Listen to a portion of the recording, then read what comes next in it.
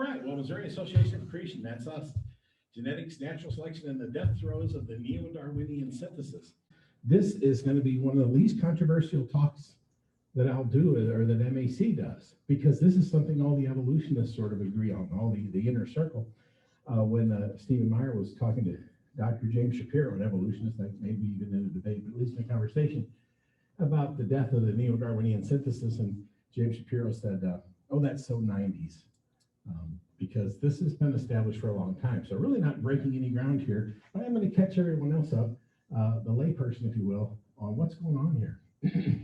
That's me, and Marv already read all that stuff. I'm in front of Mount St. Helens there. You can see that bump. You can't see it when I point the thing at the screen, but it's growing again. I wonder how long that's going to take. Anyway, it's a neat place to go if you ever can. So here's that title. Let's unpack that, the genetics, natural selection, and the death of the neo-Darwinian synthesis. I'm going to break that down in 4 steps. First, what is the neo-Darwinian synthesis? Well, you have basic Darwinism that got kicked off with Charles Darwin. And I'll go a little quickly through some of these things because we've been exposed to this before. You've all heard of Darwinism and evolution, I suppose, from his 1859 book, The Origin of Species. And it kind of postulated these major features. It started with a common ancestor, and then you had descent with modification occurring over long periods of time. And when that was occurring alongside of natural selection, which is also sometimes referred to as survival of the fittest, well, then voila, you end up with this tree of life that Darwin postulated. This wasn't from his book, but a sketch not too dissimilar from this. And so what you end up with is from goo to you by way of the zoo, which is one of the phrases we'll use in MAC, because you have all of this stuff that's supposedly got us here. That's the creative force that Darwin assumed was part of this descent with modification and natural selection. Here's another way it's sometimes represented, where what's interesting about this diagram, you'll see there's a common ancestor. Of course, can't use my pointer, so I'll have to just say it. And then you see a 6 million year mark, a little red dot. You see another red dot. Basically, those red dots are where they don't have any evidence. Those are the most argued about points in evolution in paleontology. And they'll say, well, I think it's this. No, I think it's that. No, I think it's Australopithecus afarensis. No, I think it's a different particular intermediate species between the common ancestor and the divergence to humans. So, but that's all the story that descends or comes out of Darwin's book. And of course, as creationists, in case you haven't seen this before, we kind of more postulate an orchard idea. Well, creationists don't believe in total stasis. They don't believe things don't change or that they don't adapt or change over time. That's all agreed upon and understood in the creationist camp. But those changes are tightly bounded. That variety goes so far and no further. And we see this in a lot of evidence with artificial selection and breeders. We see that with 180 breeds of the dog in the American Kennel Club. And we see it in the fossil record. That's one of the books that Stephen Meyer, one of his later books, the Darwin's Doubt, really emphasized not only the Cambrian explosion, but all of these other explosions or radiations and different terms that they use for the sudden appearance in the fossil record without precursors of whole new body plans and types occurring in relatively short geological time. Even if you use their time scale, the Cambrian explosion occurred in 20 million years using the geologic time scale. They used to extend that a lot more, but different people keep pushing that into a smaller and smaller window. So not only the fossil record, not only are observations more aligned with the creationist orchard concept than the tree of life Darwin concept. So I just mentioned that along the way. But there's some fundamental problems with the Darwin idea. And so along comes neo-Darwinism. Well, what is that? Well, that combines the disciplines of genetics with Darwinism. Because let's look at a little history chart here. Starts on the left, Gregor Mendel, creationist, by the way. He was pretty much a contemporary with Darwin. They even shared, I think I've heard that he even mailed Darwin some of his findings. And Darwin didn't do much with that, but it was now, in fact, it was all set kind of idle for many decades, but eventually became recognized for groundbreaking work in the area of genetics. And over time, and you'll see this is a nice slide, it has a lot of different highlights. Come around the 20s and 30s, it was really starting to be understood. Inheritance, variability, and the interaction of mutation. They were describing the function of DNA before they could understand the structure of the molecule. That's 1953 with Watson and Crick. But prior to that, in the 20s and 30s, you have a lot of breakthroughs in genetics. Again, before they understood the double helix structure of DNA and so forth. So as that came into light, then they began to say, well, this variation that Darwin necessarily needs and that evolution necessarily needs to create the variety upon which natural selection can act, so that through descent and over time, long periods of time, we get the change we want, the new species and so forth. Well, we have to incorporate this. This is our mechanism here, genetics. So they started to combine genetics with Darwinism, and it became, in the neo-Darwinian synthesis, this. It's often summarized as random mutation and natural selection. So that's what you'll see in textbooks today. What is the engine of evolution? It's random mutation, natural selection. And it'll be those other ideas earlier, the common descent over long periods of time, and variation and natural selection acting on that and so forth. Okay, well, mutations, that's all. These are always fun. You have, of course, what do mutations do? They corrupt. They tend to, where they don't necessarily, or they're not necessarily harmful, they only are responsible for very small changes, very tiny alterations in the genome. Significant alterations are almost invariably fatal to the creature. So these are some samples of what mutations actually do in the real world. And I'll get into this a little bit more later on. Natural selection favoring the variations within a species that are best suited for survival. That's the idea behind natural selection that we're going to expand a little bit upon. And the idea gradually over long periods of time, descendant populations will differ enough to be classified as new species. And thus, we get the evolution of the hot dog.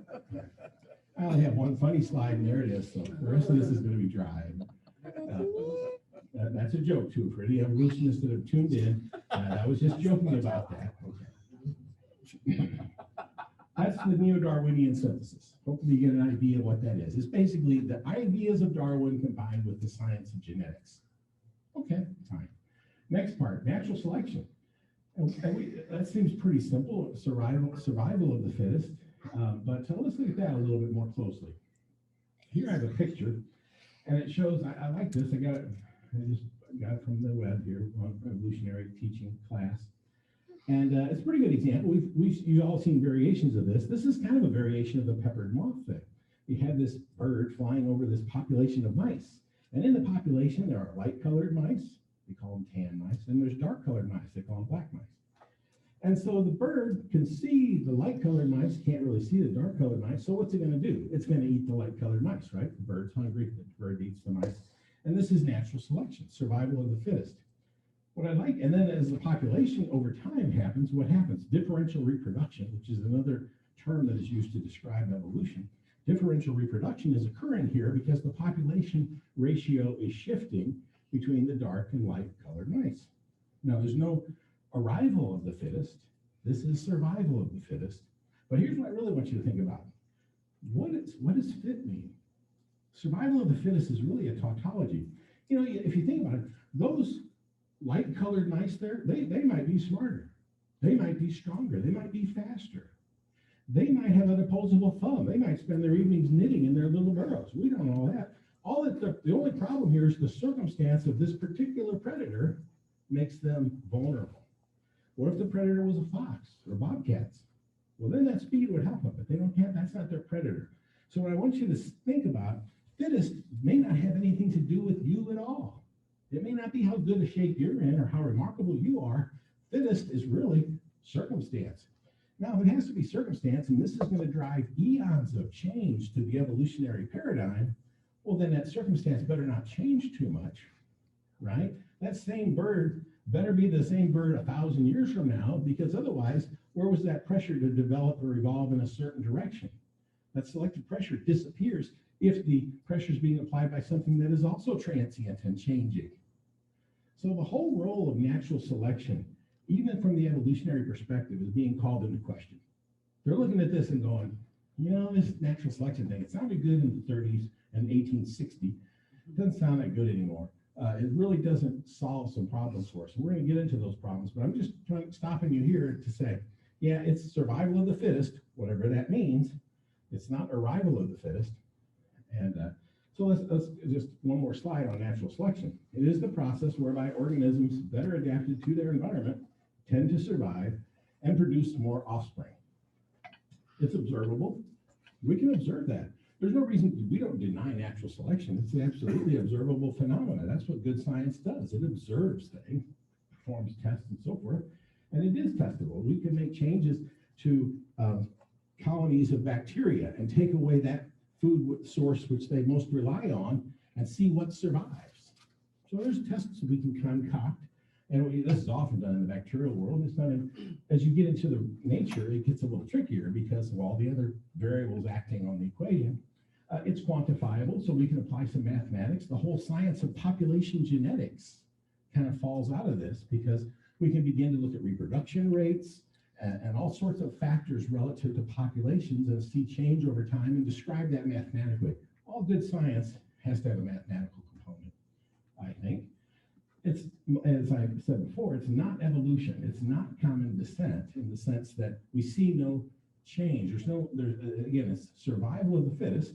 It's not doing anything to create or to develop novel structures and functions. It basically acts as a conservative force, amplifying those things that benefit you most in that circumstance to let you survive. There's no argument on that. It's pretty straightforward, observable science. Where the creationists have had problems for decades, and rightfully so, what's creative about this? This is not creative. This is just like walking into a room of refrigerators. 9 out of 10 are unplugged, they're warm. The 10th one's cold. We say, we'll buy the 10th one. That's selection. It's not saying who built the refrigerator, how the refrigerators got there, why 9 are unplugged. There's a whole lot of how it got there that's just not covered. All natural selection deals with, and I'll say it, this is the last time I'll say it, I think, at least on this slide, is again, survival. It is a conservative force, and what that means, where we do see, and this is more seen in the ideas and theories, where we do see beneficial structures in organisms. Let's say a turtle is going to grow wings, a ridiculous example, but the turtles that grow wings are now supporting extra metabolic functions. They're trying to decode extra portions of DNA to create new and novel structures that are supporting stuff that isn't beneficial yet.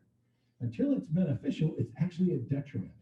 And lo and behold, what does natural selection do? Wipes them out. You're weaker, relatively speaking, all things being equal, than your counterparts that don't have this half-built wing or half-developed jaw or whatever that feature is. The lung that's not quite a lung yet, so you can't get out of the water yet. You're still using your gills. Well, that's going to be a detriment to the creatures that are getting these new and novel functions. And so we see that natural selection acts as a conservative force and tends to push everything back towards a mean in terms of the phenotype and the features that we would have in that population. Okay, so that's the highlight of natural selection. Again, this is just the unpacking the title part that is the sort of the preview of the talk, but I think it was important to cover these things. Genetics.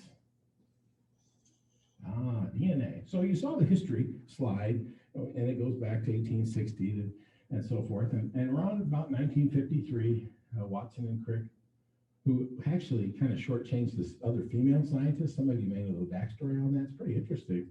They, they weren't alone in this discovery. She gets no credit for whatever reason. But anyway, DNA is discovered and documented as this double helix structure, the spinning, or rather the spiral staircase. What is that about? Well, it turns out in every cell of your body, you have a nucleus, because we are what we call eukaryotic creatures. We have defined organelles and a nucleus in our cells. And these cells, at the core of that nucleus, are these structures we call chromosomes. And what you see, I can't use my pointer here, but as you see winding around the clock of this screen, these chromosomes, if you unwind them and start to take them apart, they're wound around these proteins called histones. And eventually we see that the unwound structure is the DNA that we're talking about. And I just like this slide because it kind of shows you from cell to end result. This is another view of the same thing, bringing out the point that what is DNA? Well, it's relatively simple chemically, but it is a structure that conveys information. And I'm using that term advisedly, and I'll expand on that later. But there's what they call the nucleotide base pairs that are along the backbone the spine of the DNA. And there's four. There's four. So you're going to learn four of these: adenine, thymine, that's the yellow and the green, and then guanine and cytosine, which is the yellow and or the red and the orange. Those are the only values you'll find, the only nucleotide bases you will find in this DNA thing. What's important is if you know one, you always know the converse.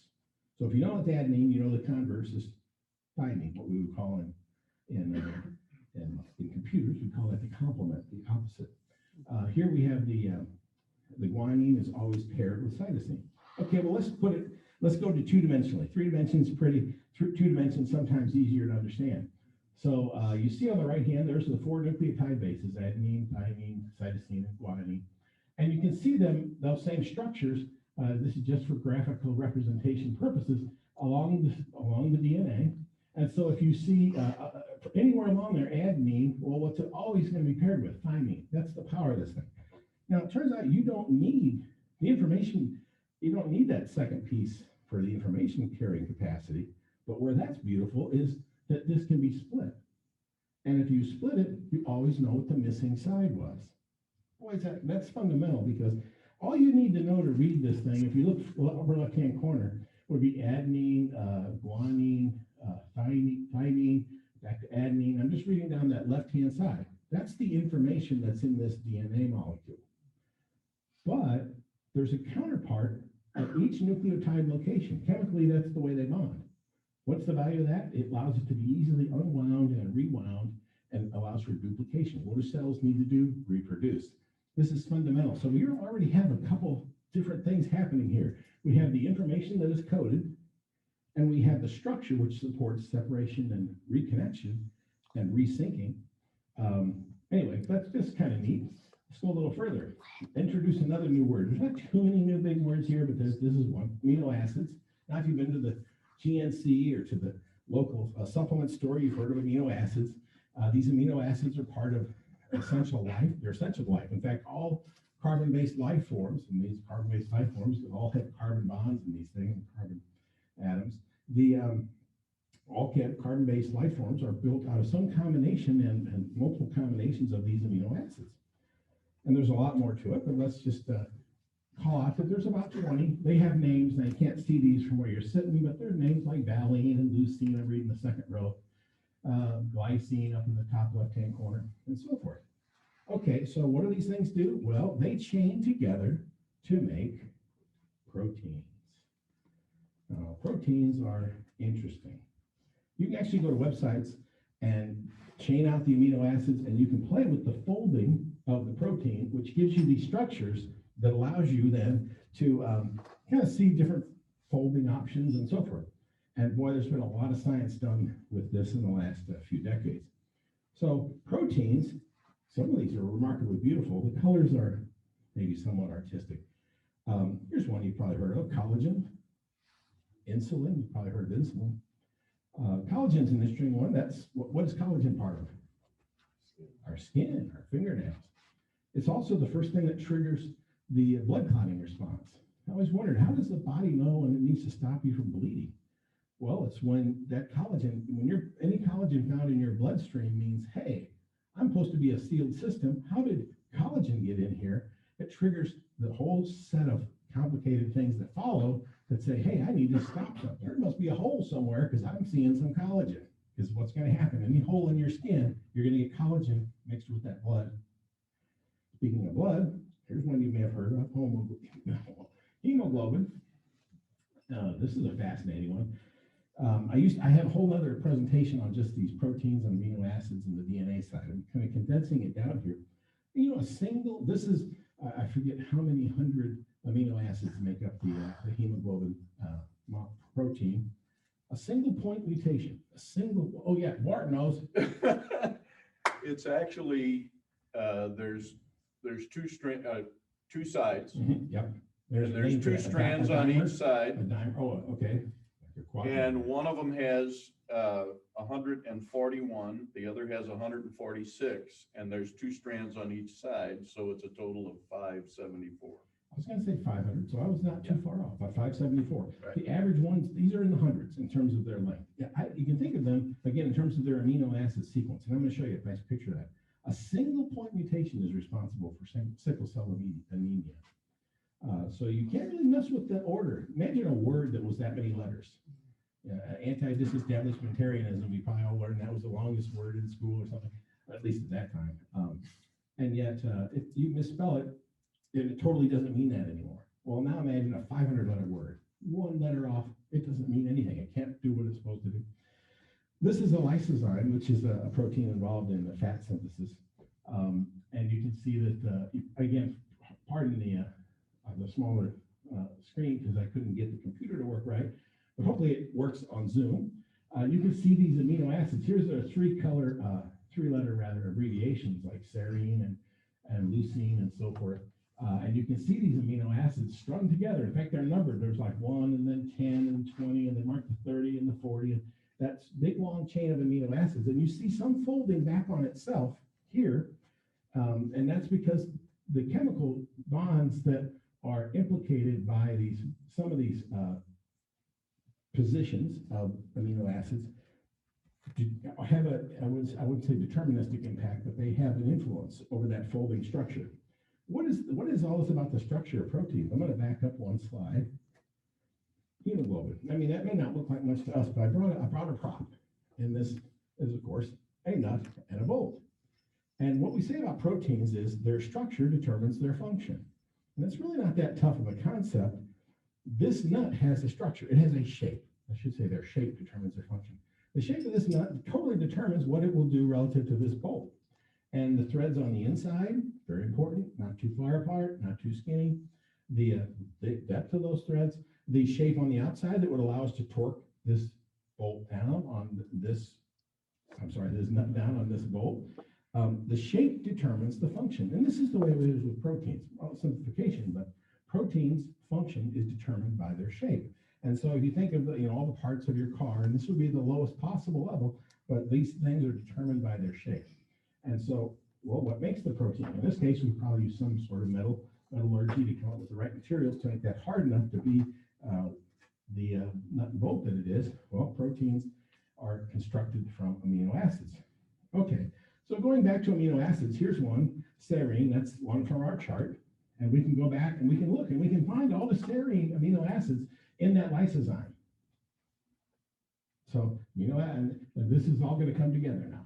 So we have these amino acids that are making this protein. Well, what's the big deal? Look at that sequence of DNA again. The first 3 bases, adenine, guanine, and thymine, or AGT. That is called a codon. If this were a coding portion of the DNA, which is only like 1 or 2 or 3% of eukaryotic DNA, but a small portion of your DNA is coded. And sure enough, there's a table.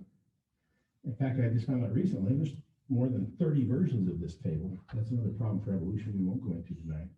There's a table, and if we look, well, sure enough, down in the lower right-hand corner, when you have an AGT codon, that sequence says, oh, you must want a serine in this position. So what we find in DNA is a description, position by position, of what the amino acids should be. Then the amino acids, once that's constructed through cellular machinery, is folded into a function, like our nut and bolt, folded into a shape, rather, that serves a particular function. Rather remarkable for something that is supposedly the result of an undirected process. Well, let's talk about order. This is like the fence on the way in. This is an ordered fence. This can be represented mathematically. This is a fence too. It's ordered. It also has complexity, and so we might even call it ordered complexity. Now, if we look at that previous fence, you can describe that mathematically. Every other stake or every other post is short, long, short, long, short, long. This one you might have to look at for a minute, but if you look at it for a few seconds, you can see it's long, short, short, long, short, short, short, and so forth. We can describe that mathematically. This is just an algorithmic arrangement. It's complex, but that's all it really is. It's an ordered complexity. Now let's look at this fence. This fence brings us to a concept called specified complexity. This is what is the nature of information. You cannot describe this mathematically because this is really just a mapping to another convention of information. In this case, it's the Morse code, and it spells out uncle. Because you wonder how much complexity do evolutionists have to see before they'll cry uncle when they are looking at these cells and these protein synthesis chains and all this stuff. And the answer is a lot, because this is spiritual blindness, of course. But specified complexity is another word for it, information. This is what makes the letters in a book something you can't generate with an algorithm. In fact, information in all known human experience comes from one source: intelligence. There's no known source of new information that doesn't come from intelligence. Now, I'm not talking about the trivial thing. Yeah, if you jumble up a bucket full of 1,000 letters and you pour the bucket out on the ground, you might get RAT. You go, oh, that's information, rat. I mean, actually, the bucket didn't intend. There was no intent with the RAT that we saw fall on the ground. And the point is, you let that bucket fall on the ground, you're never going to see, hi, how are you? My name is, you're not going to see anything of any substance. The information is not generatable through any known mechanism other than intelligence. No exceptions. Now, if we want to say science should be an observable thing, then it seems to me this is actually, I think, Stephen Meyer's strongest argument for intelligent design. This isn't a God of the gaps argument. This is saying, no, what's the best repeated uniform experience of all of mankind through all of time? Information comes from intelligence. We should allow that natural and correct inference until we find some reason not to allow it or not to follow it. So what does the DNA have? Well, it has specified complexity. That's why it's remarkable. It takes those codons are arranged not by chemistry, not by algorithm, not by any kind of random process, because it's information. It's the information that describes how the protein should be built, at least in the coding portions. We're going to get to some of the other complexities here in a minute. 3 nucleotide base pairs, like the A, G, T, comprise each codon, which in turn specify a single letter or specific amino acid. Okay, here's the DNA analogy. And you may recognize that, but if you don't, that's why I had this is the whole reason for our study.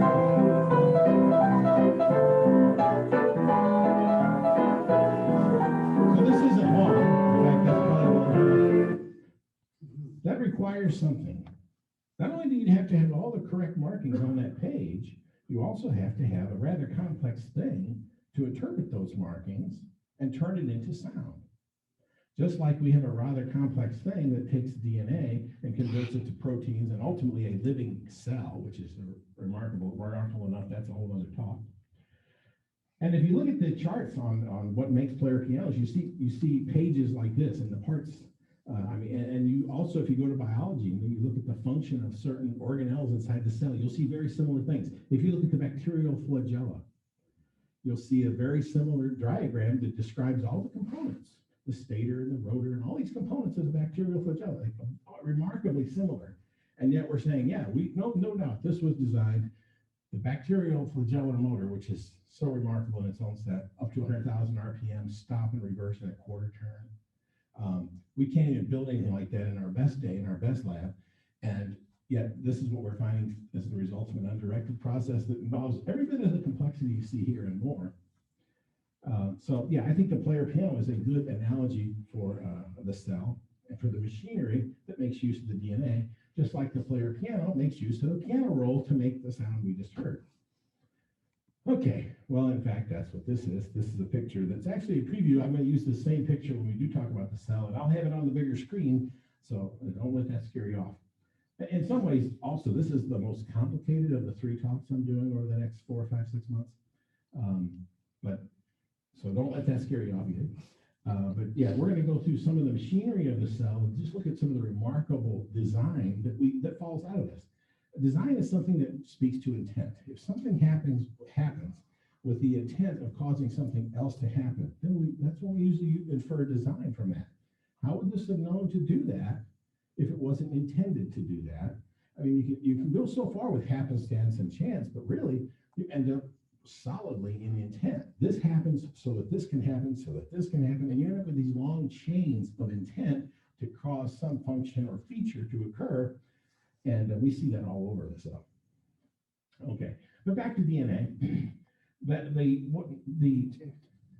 Pardon? I Oh, was commenting, sorry. so, no, in fact, any questions? I've been going for a little bit. Any questions? Check my time here. I got till what, 8:15, 8:30? Oh, yeah, you can go to 8:30 if you want. Okay, cool, wonderful. We got started late. Appreciate it. Okay, so, well, the DNA we've been talking about, in the case of humans, we have like 3 billion nucleotide bases roughly in our DNA. That makes us very complex. Some animals have more, some animals have less. Most of the higher animals don't have significance. The most simple animal ever studied, I believe, was a particular type of bacteria, and I think it has 500,000 nucleotide bases. That's the simplest, it's the simplest as it gets. So the length of this, of the molecule here is kind of amazing. But what codes for proteins, for amino acids that become proteins, this is where it gets interesting. That's only a small piece of the DNA. Of course, the evolutionists saw this, well, said, yeah, well, it's the result of millions of years of trial and error. That's what the rest of that's junk. Well, they pretty much had to eat their words on that deal, because we've now discovered all sorts of functions for the non-coding elements of DNA. These non-coding sequences involved, and this is from Lee Spetner's book, he passed away recently, a Jewish, not a creationist, MIT professor who had all sorts of problems with conventional evolutionary theory. Anyway, conserved and ultra-conserved non-coding sequences. So one of the ways we kind of get a hint that these non-coding sequences are important is that if you look at, a rabbit has a baby rabbit, has another baby rabbit, and you get 1,000 rabbits, you get 1,000,000 rabbits, they start to say, how often do mutations or does alterations enter into the genome? And for those sections of the genome, the DNA, that don't change, maybe 1 in 100 or 1 in 1,000 or 1 in 1,000,000, they begin to label and organize and structure this observation to conserved and ultra-conserved. That means they don't change. Well, if something doesn't change, that means the mechanisms in the cell are keeping it intact. They're protecting it. There's excision repair mechanisms. There's all sorts of superimposed mechanisms which protect the integrity of the DNA. And we find a lot of that in place on the non-coding portions. So there's a clue. Why would they be so protected if they had no purpose, if they were joint? Now, naturally, again, this has been pretty much rescinded. They now understand there's a lot of function here. There's gene regulatory networks. So this was kind of neat. DNA has portions. Not only does it self-modify, not only can you read, we just read down one length, right? One direction. It can be read bidirectionally in some spots. It has meaning both directions. Imagine a computer program or a letter you've written where you can read it forwards or backwards and both have meaning. Could you write that letter? How hard would that be? There's complexity in DNA. We're just scratching it. This whole 23andMe and you can mail off, that's great. We're just scratching the complexity we're seeing here. Gene regulatory networks, that's pretty neat, where you have portions of the DNA which can turn on and off other portions and keep them from being synthesized or not. And so one researcher was looking at this. This might have been from Spetner's book, I forget. But, and so he's looking at, well, this piece over here controls this piece way over yonder. That seems rather inefficient. Why would this piece of DNA control this piece being synthesized or not way down here? Well, because when you roll it up onto the histone protein we talked about, and you squeeze it and scrunch it down into its three-dimensional shape, those two fall right next to each other. Pretty smart designer put that in there. So now that control makes perfect sense. The proximity is solved when you put it back on the histone. The DNA is full of so much stuff. When you get into developmental gene regulatory networks, this is the ideas that occur. These are the actions and interactions that occur as development of a body plan occurs in the womb. So now if you're growing fingers and arms and eyebrows and all this stuff, there's all kinds of things being switched on and off as that baby develops and grows. Why does it grow three hands instead of 2? Why does it grow 2 arms instead of 3? Or all these kinds of things that are determined are controlled by these developmental gene regulatory networks. What was really remarkable on one of Spetner's, the studies he reviewed, was they took out like 40% of the genome and the creature had no adverse effect.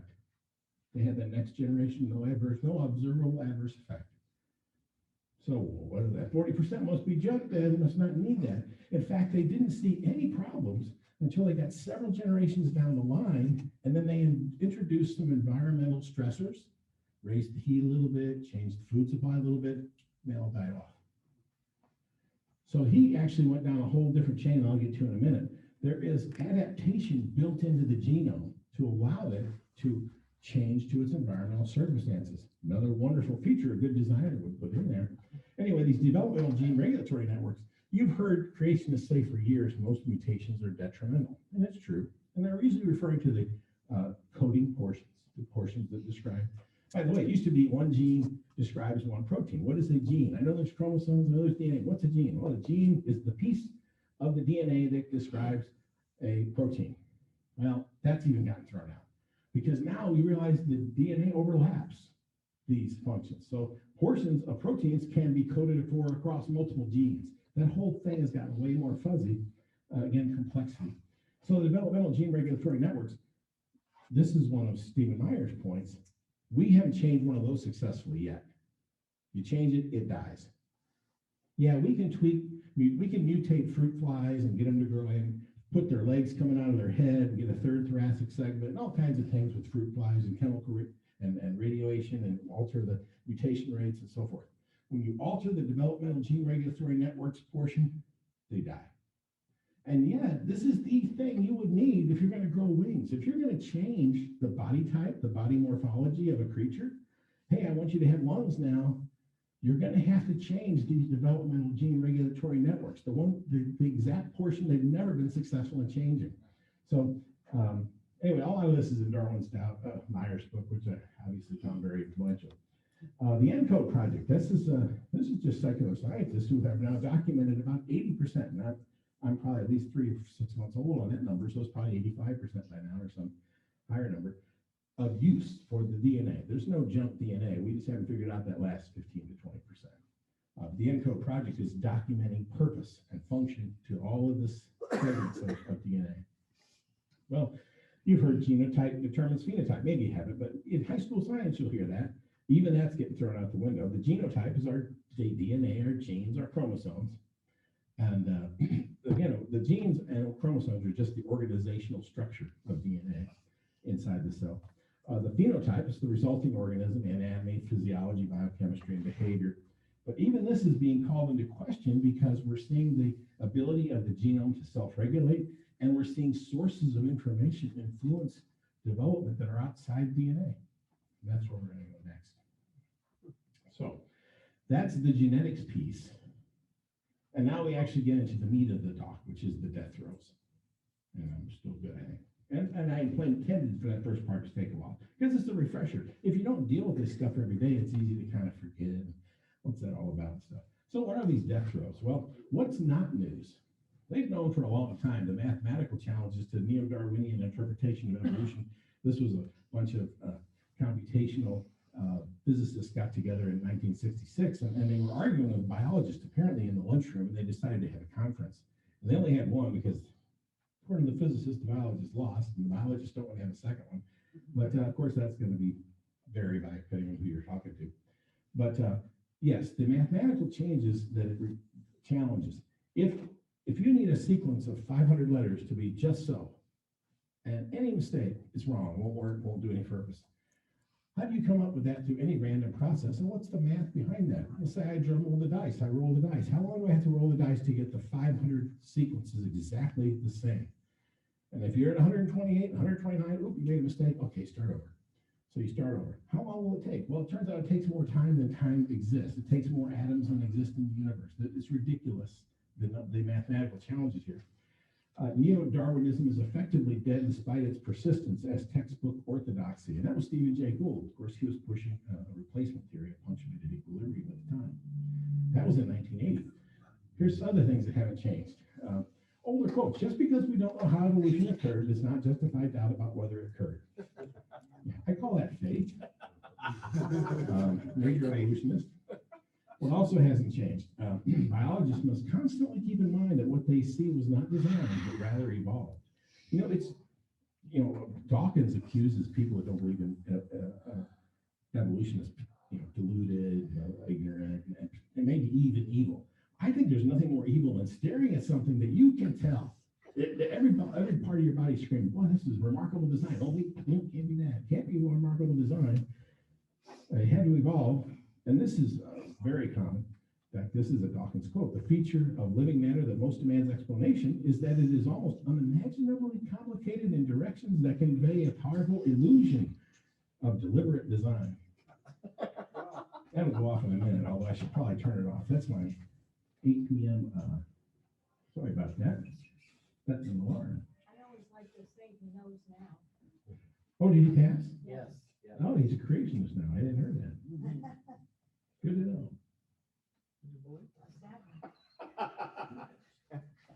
The first person I ever heard say that was Dr. Metton, actually. I think when Stephen Jay Gould passed. Oh, he's a creationist now. I mean, it's sad, but and we never know. God works. Thankfully, thank goodness for grace. Anyway, the feature of living matter that most demands explanation is that we're staring at something that has the powerful illusion of deliberate design. Okay, here's another example. I like Jerome Lejeune because he's very pro-life discoverer or co-discoverer of the genetic markers for Down syndrome. A remarkable geneticist of the late 20th century. We have no acceptable theory of evolution at the present time. There is none. And I cannot accept the theory that I teach to my students each year. Let me explain. I teach the synthetic theory, known as the neo-Darwinian one, that term we spent all the time defining, for one reason only, not because it's good, we know it's bad, but because there isn't any other that he could present to his students. Okay, so where's the news? Well, the news is that there's a steady stream of technical articles and books and conferences that are starting to occur that cast new doubt on the creative power of mutation and selection. This is the, and then these are just references from Stephen Meyer's book, and I won't go through all these because I got a few more good slides I want to get to. The Shape of Life, and these books all call into question, though, that's the point here, the mechanism of natural selection acting upon mutations as any sort of driver of novel function or ability. And Arthur Wallace and so forth, and James Shapiro, the evolution of you from the 21st century. I'm going to get to this Royal Society in 2016. That's pretty much the highest scientific society, National Science Foundation over here, the Royal Society in England. They even had a meeting, it was back in 2016, and the overview says developments in evolutionary biology and adjacent fields have produced calls for revision. Now realize they're soft-pedaling this because they know the creationists are going to read this stuff and run with it in all their creation magazines. Calls for revision of the standard theory of evolution, although the issues involved remain hotly contested. But they realize there's a problem. They're at least admitting, like the whole 10-step program, you gotta admit there's a problem. Okay, Dennis Noble, Emeritus Professor of Cardiovascular Physiology. This is a smart guy. Co-director of Computational Physiology at Balliol College, Oxford. He has 11 books, 500 scientific papers. Dennis Noble's discovery more than 50 years ago at the University College London was that how proteins and cells that control the electromagnetic or the electrical mechanisms of the heart rhythm. So he was one of the smart guys that figured that out. In this interview I was reading about, actually on the Huffington Post of all places, Susan Mazur, who was also, I think, at the conference and has written about the Altenberg 16 and some of these other things. She's a science writer. In recent years, the modern synthesis, this is our question to Dr. Noble. In recent years, the modern synthesis, and see, I didn't want to use the term modern synthesis without having first explain what the heck is the modern synthesis. That's why we spent that whole first half of the talk. In recent years, the modern synthesis has been declared extended by major evolutionary thinkers, and you can refer to the Altenberg 16, that's a paper and a group of people that they see the problems, as well as dead by major evolutionary thinkers, the late Lynn Margulis and Francisco Ayala, among them. Ditto for the public discourse on the internet. My understanding is that you are now calling for a modern synthesis to be replaced. This is an evolutionist, basically talking to an evolutionist, and she's talking to Dr. Noble. And the key words here, modern synthesis, of course, we talked about extended or dead. What terminology do we want to put on this problem? And Noble replies with, yeah, I would say that it needs replacing, yes. To me, that's pretty huge. When you think of how many high school textbooks still say mutation and natural selection, it doesn't work. We're finally admitting it doesn't work. We're saying, let's get rid of that and come up with something else. Now, he very quickly, again, has to couch this in terminology that won't get him in trouble with the evolutionary committee. By replacement, I'm adding my own editorial sounds here, of course. By replacement, I don't mean to say that the mechanism of random change followed by selection does not exist as a possible mechanism, but it becomes one mechanism amongst many others, and those mechanisms must interact. Yeah, depending on time, I've got a really great example of that. So let's get to the more inadequacies of Knell. What is it that they're seeing that they're saying, hey, yeah, this is a problem? Well, no mechanism to account for the massive increase of information, specified complexity that would be required by common descent. If you're going to go from this very simple bacterium with 500,000 nucleotide bases up to a human being with 3 billion nucleotide bases, that's information that has to increase. There's no mechanism to account for this massive increase. That's problem one. Information, as I mentioned, is only been observed to originate from intelligent sources, and the enormous mathematical challenges. I have a separate talk just on the mathematics of evolution that just deals with all the numbers. It's kind of hard, but yeah, they're daunting. Okay, one way this gets summarized is in the infinite monkey theorem. This is my second and last funny slide. This is from the Wikipedia article about the infinite monkey theorem. Because people hear this, you may hear this in a conversation. If there are as many monkeys as there are atoms in the observable universe, typing extremely fast for trillions of times the life of the universe, the probabilities of monkeys replicating even a single page of Shakespeare is effectively zero. See probabilities below. Now this is the old version. They've actually updated the article to make it sound less painful. You've probably heard, yeah, millions of monkeys, give them enough time, they're going to type out Shakespeare. No, they're not. They never are. Never, never, never. Put as many nevers in the whole bound the universe with whatever words you want to, and it's never going to happen. And they basically admitted it here. And then in the section below, they tried to recover for evolution, the implications of that. Now they've reworded it. They basically said, well, you know, if anything has a chance of happening, it could happen. That's the whole first paragraph of this article now. And then when you get to this sentence, they've changed it to the single page of Shakespeare is unfathomably small. So you see, this is the kind of stuff that students have to put up with when they sit in front of these teachers that use the slimy words, the somewhat of the misdirection and so forth. Anyway, this is in the new one as well. In fact, there is less than a 1 in a trillion chance of success that such a universe made of the monkeys could type any particular document a mere 79 characters long. That's just 79 characters. Forget the complete works of Shakespeare. 79 characters is a short sentence.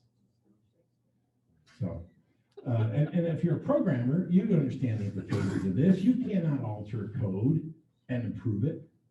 The code is altered through intelligence, and even then, 99 little bugs in the code, 99 little bugs in the code. Take one down, patch around 127 little bugs in the code. Been there many times. I guess I did have more funny slides. And let's think about the problem here. This is the chicken. This is the head of a chicken. How are you going to alter? Tell me what you would do with A, C, T, and G to maybe give that chicken a second set of teeth.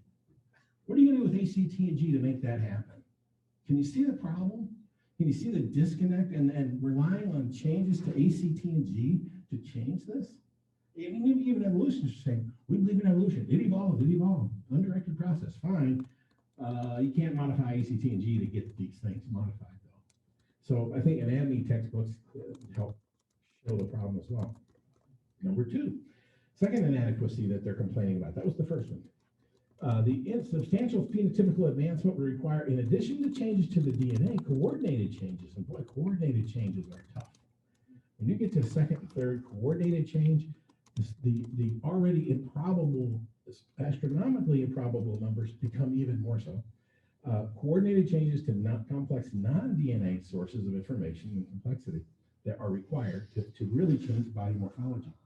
You know, it's assumed that the bacterial cells, first ones were prokaryotes. They don't have a defined nucleus or organelles.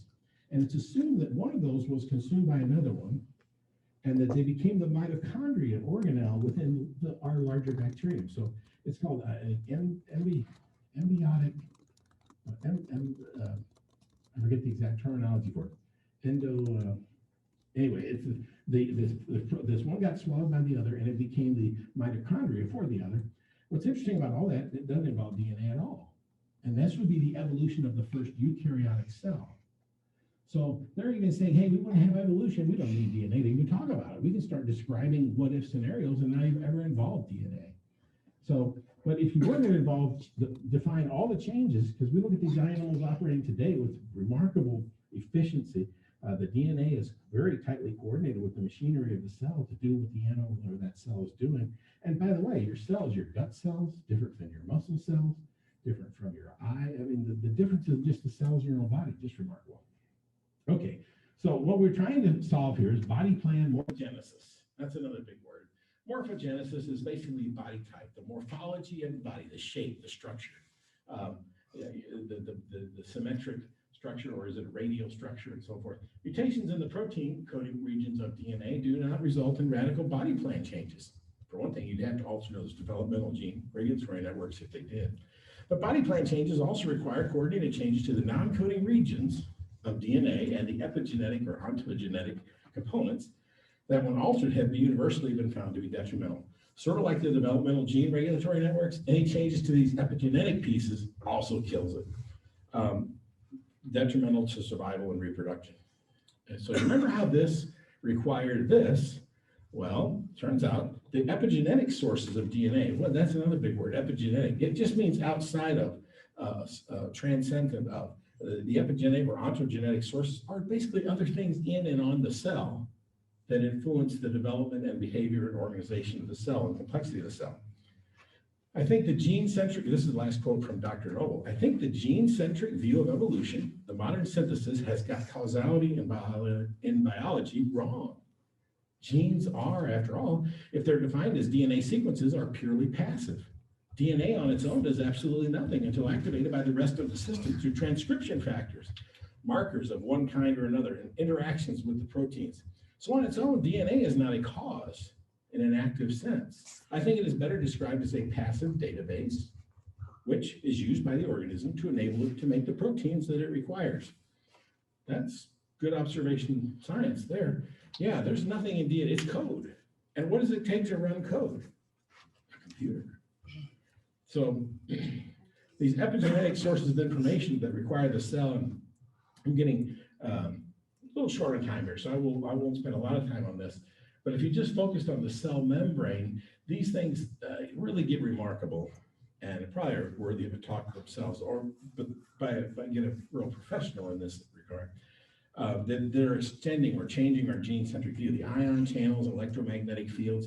I'm just reading some stuff now about the cell membrane. There are actually molecular nano machines that we have in the case of the cell, you imagine they have the cell, it's got a wall around it, right?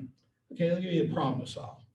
You need to move this molecule through the cell. Let's say it's 3 or 4 microns wide.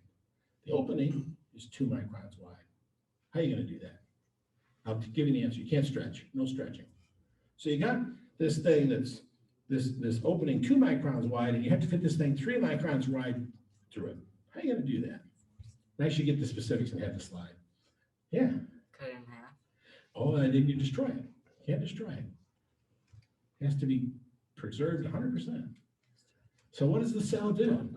Well, we have these little nano machines that are responsible for attaching to this thing and turning it and orienting it such that they can move it and squeeze it through this hole that's too small for it if you look at it from the wrong angle, but through like guiding it through a cave, through the right. And these machines do that, and they get that nutrient or that particular essential element for the life of the cell, gets through the semi-permeable cell membrane through these nanomachines that do this kind of stuff. And these ion channels, electromagnetic fields, some of this is operating at the quantum level. That's something that Changed Hand brings out in her book in terms of just the remarkable stuff here. So I may get into some of that when we get to the cell. Cytocellular and microtubule arrays. I actually am going to put some of that. We're going to look at another nanomachine called the Kinesian motor. That's pretty cool. Membrane patterns on both the cell and membrane targets, because some of this we'll get to when we do the cell talk. The sugar code. This is the last point I want to make on this slide. It's a good one. DNA, the information carrying capacity of DNA is dwarfed by the information carrying capacity of sugar molecules. they're now realizing that all kinds of information is conveyed by these glycolipids and glycoproteins, and they haven't begun to crack this yet. But if you think about it, you think about your muscle cells. You got a muscle cell and it says, oh, it's time for me to contract. It's time for me to alter my shape. Well, it does no good unless it's done in coordination with all of the other muscle cells working in unison, right, to create the overall action that you need. But where's the signaling coming from this? Well, the signals have to come from the brain. If you want to do it like this arm, they got to be coordinated. And so all of that signaling is a part of a communication infrastructure. It's a multi-level hierarchical communication infrastructure going on between the cells of your body that your brain's not telling every cell what to do. So they're looking at all this communication and interaction between the cells, and they realize this is way beyond DNA. It has nothing to do with DNA. It's involving these other epigenetic sources of information and stuff that's going on. Just remarkable. And it also makes every step harder to change. Forget evolve. When God said, each one is made after its own kind, one of the most scientifically prescient statements in all of the ancient world. Okay, I think that's almost it. The role of natural selection keeps diminishing. Fortunately, I already touched on this a little bit. And so now you have neutral evolution coming along. It doesn't even need natural selection. What's natural selection got to it? If one prokaryote absorbs a second prokaryote and starts to use it as a mitochondria, that's nothing of that whole nothing of that whole story required any natural selection. It's just stuff that happens so that we can get to the next stage of this developmental process that's undirected. Let's see. Many of the unique complexities of the eukaryotic cell arose by semi-neutral processes. That's kind of the stuff he's referring to here. If any, direct involvement of positive selection. In other words, natural selection is not involved. That's the bottom line there. Directed adaptation, I touched on this too. What we see are highly bounded variability that was installed into the genome and into the cellular structure by their designer. That's the short version of this slide. That when we do see variation, it's not something creationists have to run from. It's something we celebrate because God's handiwork is being demonstrated before us. And there's a lot more on directed adaptation, but Marv started this talk talking about, I used to look at the rabbits, yeah, there's a rabbit program, and there's a hedgehog program. But now when I look at these animals, I don't only see a kitty program and a polar bear program.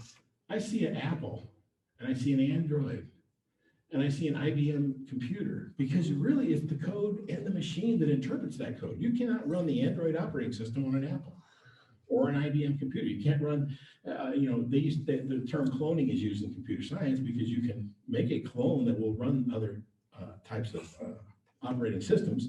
But in general, it's as important what hardware it is as it is what software it is. They have to work together, and it's very controlled. And so that brings me to my closing point. You are worthy, absolutely, our Lord and God, to receive glory and honor and power. For you created all things, and by your will they were created and have their being. And that, my friends, is the end.